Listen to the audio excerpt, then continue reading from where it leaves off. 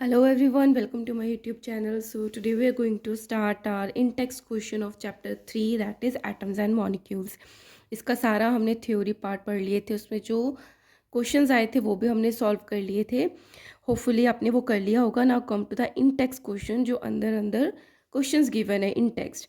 सो first question है, in a reaction 5.3 gram of sodium carbonate. एक reaction हो रही है जिसमें 5.3 ग्राम सोडियम कार्बोनेट लिया गया है और उसको रिएक्ट करवाया गया है किससे, 6 ग्राम ऑफ एसिटिक एसिड से. ठीक है, तो sodium carbonate plus acetic acid. The products were 2.2 gram of carbon dioxide. तो जो कार्बन डाइऑक्साइड बनी है वो है 2.2 ग्राम. 0.9 ग्राम वाटर, जो वाटर बना है वो 0.9 ग्राम है. And 8.2 gram of sodium acetate.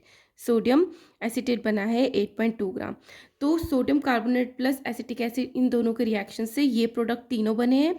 ये 5.3 ग्राम प्लस 6 ग्राम से क्या बना है, सोडियम एसीटोन का 8.2 ग्राम और कार्बन डाइऑक्साइड का 2.2 ग्राम प्लस वाटर है 0.9 ग्राम. ठीक है, तो show that these observation are in agreement with the law of the conservation of mass. तो ये बताना है कि ये जो है रिएक्शन ये शो करती है कि लॉ ऑफ कंजर्वेशन ऑफ मास को. तो हमने क्या पढ़ा था law of conservation of mass, कि प्रोडक्ट में जिनकी रिएक्शन करवाई जाती है, जितना हम प्रोडक्ट लेते हैं तो उसका जो रिजल्टेंट होता है, जो रिजल्ट बनता है, उसका भी जो मास होता है वो सेम होता है. तो इधर का मास इज इक्वल टू इधर का मास. तो इन दोनों को हम टोटल करेंगे तो 11.3 ग्राम आएगा. और जब टोटल करके देखेंगे तो राइट साइड का भी टोटल करेंगे तो वो भी आएगा 11.3 ग्राम. तो ये हमने बता दिया कि क्या हुआ है कि मास ऑफ जो रिएक्टेंट है is equal to mass of the product. तो यही है law of the conservation of mass, कि जो मास का कंजर्वेशन है वो रहता है, वो कभी कम या ज़्यादा नहीं होता. सेकेंड है, hydrogen and oxygen combine in the ratio 1:3 by mass to form water. कि जो वाटर है और हाइड्रोजन और ऑक्सीजन के कंबाइन से बना है वो रेशियो होता है 1:8. ठीक है, what mass of the oxygen gas would be required to react completely with 3 gram of hydrogen gas. अगर हम 3 ग्राम लेंगे हाइड्रोजन गैस की तो कितना हमें ऑक्सीजन की ज़रूरत होगी. तो वाटर से क्या होता है, मास ऑफ हाइड्रोजन होता है 1. अब H2O है तो उसमें तो 2 हाइड्रोजन ले लिए, तो कितना मास हो गया, 2 unified mass. Mass of oxygen, oxygen इसमें एक ही है तो 16 यूनिफाइड मास, राइट. तो अगर हम इसका रेशियो निकालेंगे ना, हाइड्रोजन का मास और ऑक्सीजन का मास, तो 2:6 कट किया तो 2 1 ज़ा 2, 2 8 ज़ा 16. तो ये आ गया. फिर उन्होंने क्या बोला है कि हमने 3 ग्राम हाइड्रोजन लेना है और हमें ऑक्सीजन का बताना है कि ऑक्सीजन कितना लेना पड़ेगा. तो हाइड्रोजन का mass is equal to oxygen का mass is equal to 3 gram hydrogen लिया अपॉन एक्स मान लिया जो हमें फाइंड करना है. सो इस रिएक्शन को देख के हमारा हाइड्रोजन का मास कितना 1, ऑक्सीजन का मास है 8 is equal to 3 upon X. अब आपको इसको सॉल्व करना आता होगा. एक्स को हमें फाइंड करना है तो लेफ्ट हैंड साइड लेके जाएंगे तो डिनोमिनेटर से न्यूमरेटर में आ गया, और 8 को इधर लेके जाएंगे तो ये डिनोमिनेटर से न्यूमरेटर में आकर यहाँ डिवीजन में है तो इधर मल्टीप्लाई में हो जाएगा. 8 3 ज़ा 24 ग्राम. तो हमें 3 ग्राम ऑफ हाइड्रोजन से 24 ग्राम ऑफ ऑक्सीजन का रिएक्ट करवाना पड़ेगा वाटर को बनाने के लिए. Therefore 24 gram oxygen gas is required to react completely with 3 gram of hydrogen gas. कम लोगे तो भी 3 ग्राम हाइड्रोजन रिएक्ट नहीं कर पाएगा, और अगर ज़्यादा ले लोगे तो भी क्या होगा, ज़रूरत ही नहीं है. ज़रूरत तो सिर्फ 24 ग्राम के 3 ग्राम हाइड्रोजन से रिएक्ट करवाने के लिए. Now, next is, which postulate of the Dalton's atomic theory is the result of the law of the conservation of mass. Dalton की ऐसी कौन सी एटॉमिक थ्योरी है जो ये बताती है कि मास का कंजर्वेशन होता है. क्या बताया था उन्होंने, atoms can neither be created nor be destroyed. ना तो हम एटम्स को बना पाते हैं ना ही डिस्ट्रॉयड होते हैं इन द केमिकल प्रोसेस और रिएक्शन. जो रिएक्शन में हमने लिया है और जो रिजल्टेंट बना है उसमें ना तो कुछ क्रिएट हम और कर पाएंगे और ना ही कुछ डिस्ट्रॉय होगा. तो जैसा लिया है वैसा ही बनेगा. तो जितना मास इधर है लेफ्ट हैंड साइड उतना ही मास राइट हैंड साइड होगा. तो इसी को बोलते हैं conservation of mass. Fourth is, which postulate of the Dalton's atomic theory can explain the law of the definite proportion. कौन सा शो करता है कि प्रोपोर्शन जो है वो डेफिनाइट है. जैसे वाटर है वो H2O ही रहेगा, है ना, हमने वाटर बनाना है तो वो H2O2 नहीं बनेगा, तो डेफिनेट प्रोपोर्शन में चीज़ें बनती हैं।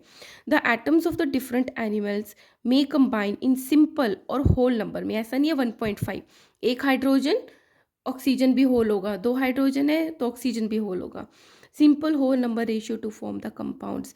तो ये डाल्टन ने कहा था, जिसको देखकर डेफिनेट प्रोपोर्शंस का लॉ बना है। ठीक है, फिफ्थ है डिफाइन एटॉमिक मास यूनिट। एक एटॉमिक मास यूनिट क्या होता है, जो कार्बन 12 होता है उसका जो मास होता है उसका 12th part is 1 atomic mass. N atomic mass unit is 1/12 of the mass of an atom of carbon 12। Carbon 12 का जो 1/12 उसका अगर 12 हिस्से कर दे तो उसका जो मास आएगा वो एटॉमिक मास होता है। यूनिट की बात हो रही है, यूनिट की मतलब एक यूनिट है। और सिंबल क्या होता है, या तो AMU एटॉमिक मास यूनिट या U ओनली यूनिफाइड मास। तो 1/12 ऑफ मास ऑफ कार्बन 12, तो इसका 12 ही होता है, तो करके हमारा आंसर आता है 1। तो ये क्या हो गया इसका 1 unit of atomic mass. Next is why it is impossible not possible to see an atom with a naked eyes. तो आपको पता चल गया होगा, एटम्स तो इतने छोटे होते हैं इसलिए हम देख ही नहीं पाते हैं। So an atom of an element is very small in size that can only be seen under the microscope। तो वो हम अपनी naked eye से देख ही नहीं पाएंगे क्योंकि वो इतने छोटे होते हैं कि माइक्रोस्कोप यूज़ करना पड़ता है। So it cannot be seen with the naked eyes, right? Now seventh question is write down the formula of। अब formulas आपको write down करने हैं।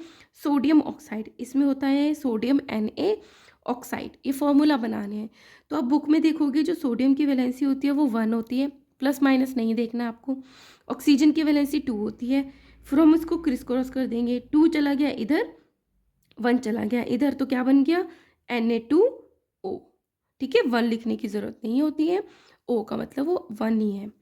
एल्यूमिनियम क्लोराइड, एल्यूमिनियम की वैलेंसी है 3, क्लोराइड की वैलेंसी है 1।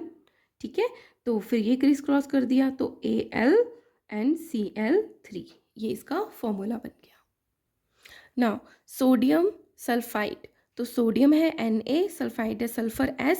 सोडियम की वैलेंसी 1 और सल्फाइड की सल्फर की वैलेंसी 2 होती है, फिर इसको क्रिस क्रॉस कर देंगे तो क्या आ गया Na2, 2 इधर चला गया 1 इधर चला गया S, Na2S। Magnesium hydroxide, magnesium की 2, OH हाइड्रोक्साइड की जो होती है पूरे में 1 वैलेंसी होती है, तो 2 चला गया इधर 1 चला गया इधर, तो MgOH पूरे पे ब्रैकेट लगा के 2 लगेगा। ठीक है, ऐसा नहीं है कि आप लिख दो MgOH2 या ऐसे लिख दो MgO2H2, ऐसा नहीं है, पूरे पे ट्वाइस लगेगा। ठीक है, now eighth is write down the names of the compound represented by the following formula. Formula given है, उसके नाम लिखते हैं आपको। Al2SO4 whole thrice, aluminium sulphate होता है। CaCl2 कैल्शियम क्लोराइड होता है। KNO3 potassium nitrate. CaCO3 calcium carbonate. K2SO4 is potassium sulfate, right? Now next is what is meant by the term chemical formula। chemical formula का क्या मतलब है, ये जो आपने chemical formula बनाया है ये क्या है, it is the representation of a substance. तो MgOH ट्वाइस जो है ये कोई सब्सटेंस है using symbol of its constituents animal. अब इसमें क्या शो किया, जो इसमें एलिमेंट है मैग्नीशियम है और हाइड्रोक्साइड है।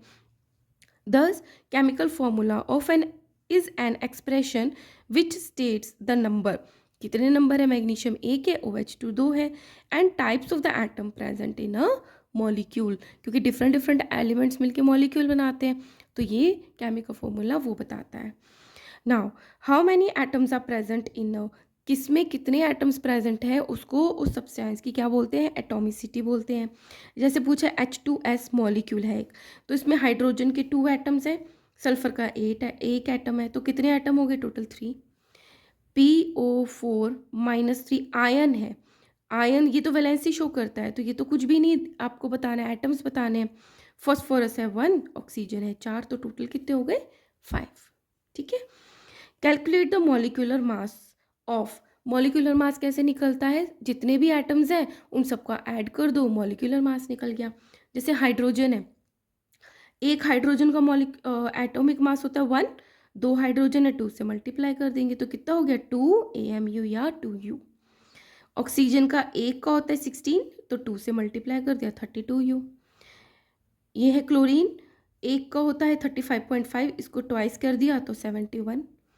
CO2 कार्बन का होता है 12, कार्बन एक है, प्लस ऑक्सीजन एक का होता है 16, यहाँ पे 2 है तो 2 से मल्टीप्लाई कर दिया, 12 वन ज़ा 12 प्लस 16 टू ज़ा 32, इन दोनों को ऐड किया तो 44 यूनिफाइड मास।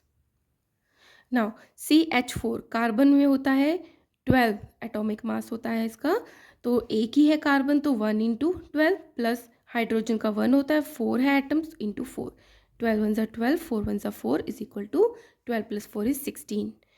ठीक है, 6 करते हैं C2H6, एक कार्बन का होता है 12, कार्बन है 2, 12 टू ज़ा 24, एक हाइड्रोजन का होता है 1, 6 हाइड्रोजन है, 6 इंटू 1 6, तो कितने हो गए 30, राइट। नेक्स्ट इज C2H4, एक कार्बन का 12 इंटू 2 24, एक हाइड्रोजन का है 1, टोटल है 4, 4 इंटू 1 4, 28 यूनिफाइड मास। NH3 सोडियम नाइट्रोजन का होता है 14, एक है तो 14 इंटू 1 14, हाइड्रोजन का एक होता है, हाइड्रोजन है 3 तो 3 इंटू 1 3, 14 प्लस 3 इज 17। CH3OH, एक है कार्बन 12, हाइड्रोजन है 3, सॉरी 4 है, एक तो ये हो गए 3 और एक ये हो गया 4 हो गए हाइड्रोजन, एक ऑक्सीजन हो गया 16, तो 12 वन ज़ा 12, 4 वन ज़ा 4, 16 वन ज़ा 16, ऐड किया तो 32 यूनिफाइड मास। ठीक है, तो बहुत ही सिंपल है, और ये आपको ना जब आप प्रैक्टिस करोगे अपने आप ही एटॉमिक मास जो है आपको लर्न हो जाएंगे। Now 12th is calculate the formula unit mass of ZnO, Na2O, K2CO3 given the atomic masses. तो यहाँ पे तो एटॉमिक मासेस दे भी रखे हैं, जस्ट आपको उनको ऐड करना है।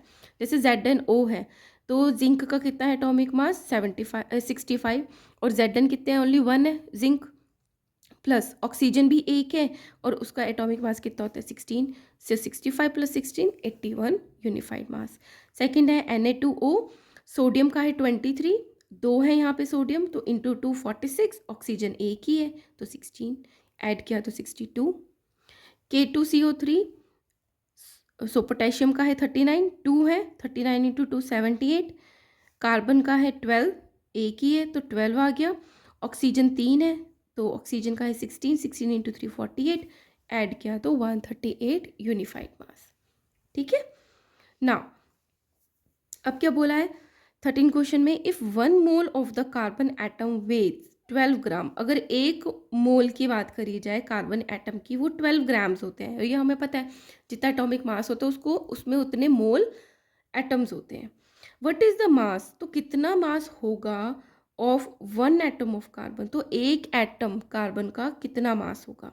ठीक है, तो इस फॉर्मूले से हम फाइंड करते हैं, ये हमें पता है कि नंबर ऑफ जो मोल्स होते हैं वो इज इक्वल टू होते हैं मास अपॉन जो एटम का मास होता है, is equal to number of moles होते हैं n अपॉन n। ये कितने नंबर दे रखे हैं और ये कितना है एवोगैड्रो नंबर। सो n गिवन है हमको 1 का फाइंड करना है हमको 1 एटम का, और मास हमें फाइंड करना है पहले कि कितना है। ठीक है, मास ही तो फाइंड करना है, और इसका जो एटॉमिक मास होता है वो होता है 12। ठीक है, अब एन वी इसके इक्वल है, एन वी जो स्मॉल एन वी के इक्वल है, इट मीन्स ये दोनों एक दूसरे के इक्वल हो गए। So small m upon m is equal to n upon n0। तो स्मॉल m मास तो हमें फाइंड करना है कितना है, और इसका कैपिटल M क्या है 12 जो हमें दे रखा है, इज इक्वल टू 1 एटम का फाइंड करना है, और मोल में कितने एवोगैड्रो नंबर क्या होता है 6.022 इंटू 10 टू द पावर 23। अब m हमें फाइंड करना है तो 12 को हम इधर ले जाते हैं तो वो मल्टीप्लाई में हो जाएगा। ठीक है, तो अब क्या किया, ये 12 आ गया upon 6.022 into 10 to the power 23, यहाँ से डेसिमल हटा के 1 2 3 है डेसिमल प्लेस में, तो यहाँ पे 3 0 आ गए। अब क्या किया मैंने 12 इंटू 1000 12,000 हो गया, और ये पूरा का पूरा 6022 हो गया। अब 10 टू द पावर 23 है, डिनोमिनेटर में है, इसको ऊपर लेके जाएंगे ना तो नेगेटिव हो जाएगा, 10 टू द पावर -23। तो 12,000 को पूरा पूरा मैंने 6022 से डिवाइड करा तो आंसर आएगा 1.99 इंटू 10 टू द पावर -23 ग्राम। तो वो 1 एटम ऑफ कार्बन का मास होगा। ठीक है, ये बहुत इंपॉर्टेंट क्वेश्चन है, पूछा जाता है which has more number of atoms. आपको बताना है कि किस में ज़्यादा नंबर एटम्स के हैं, 100 ग्राम सोडियम में है या 100 ग्राम आयरन में है, गिवन एटॉमिक मास सोडियम का है 23, याद हो गया होगा आपको, और जो आयरन है उसका है 56। तो आपको फाइंड करना है, क्या फाइंड करना है, नंबर ऑफ एटम्स फाइंड करने हैं आपको, मतलब एन फाइंड करना है, कैपिटल एन फाइंड करना है। तो एम इज़ 100 ग्राम, ये हमें मास गिवन है, ये सोडियम का है, ये आयरन का है, और इसका मॉलिक्यूलर इसका मास कितना होता है 23 unified mass. Number of atoms हमने फाइंड करने हैं, एवोगैड्रो नंबर हमें पता है 6.022 into 10⁻23। Small n is equal to, जो हमने लास्ट क्वेश्चन में किया था, m upon m, and small n is equal to n upon n. तो क्यों ना हम इन दोनों को इक्वल रख दें, क्योंकि चारों में से तीन चीज़ें हमें पता है। स्मॉल एम मास गिवन है 100 ग्राम, अपॉन इसका मास कितना होता है 23, is equal to number of atom हमने फाइंड करने हैं, अपॉन 6.022 इंटू 10⁻23। अब एन फाइंड करना है तो इसको ऊपर ले जाएंगे, तो ये डिवीजन में इधर मल्टीप्लाई हो जाएगा। तो एन किसके इक्वल हो गया, 6.022 ऊपर ले गए इंटू 10⁻23 इंटू 100 अपॉन 23। ठीक है, फिर क्या किया हमने, ये 100 को इसमें ऐड कर दिया, 23 तो यही थे, 2 और हो गए तो 25 हो गए, 6.022 इंटू 10 अपॉन 23 हो गया।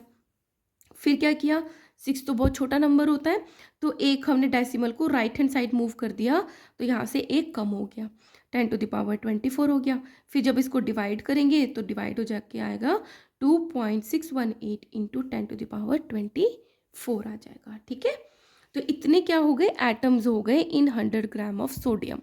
तो सेम ही चीज़ हम यहाँ पे करेंगे, यहाँ पे मास गिवन है 100 ग्राम, और इसका जो एटॉमिक मास होता है वो होता है 56 आयरन का।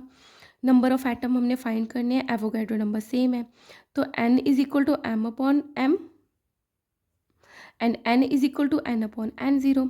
Same formula, 100 gram upon atomic mass 56 is equal to n, find करने नंबर ऑफ एटम ये। तो फिर हमने वही किया, n रख लिया, इसको ऊपर लेके गए, तो 100 इंटू 6.022 इंटू 10⁻23 अपॉन 56। फिर हमने 23 में 2 ऐड कर लिए तो 25 हो गए, फिर हमने एक और मूव कर लिया राइट हैंड साइड डेसिमल को, तो अगेन ये 10⁻24 हो गए। फिर डिवाइड किया तो आया नंबर 1.075 इंटू 10⁻24। अब आप कंपेयर करो किसमें, सोडियम के नंबर ऑफ एटम ज़्यादा है या आयरन के ज़्यादा है, तो क्या पता चलता है, thus we can say that sodium atoms are more in number than the iron atoms.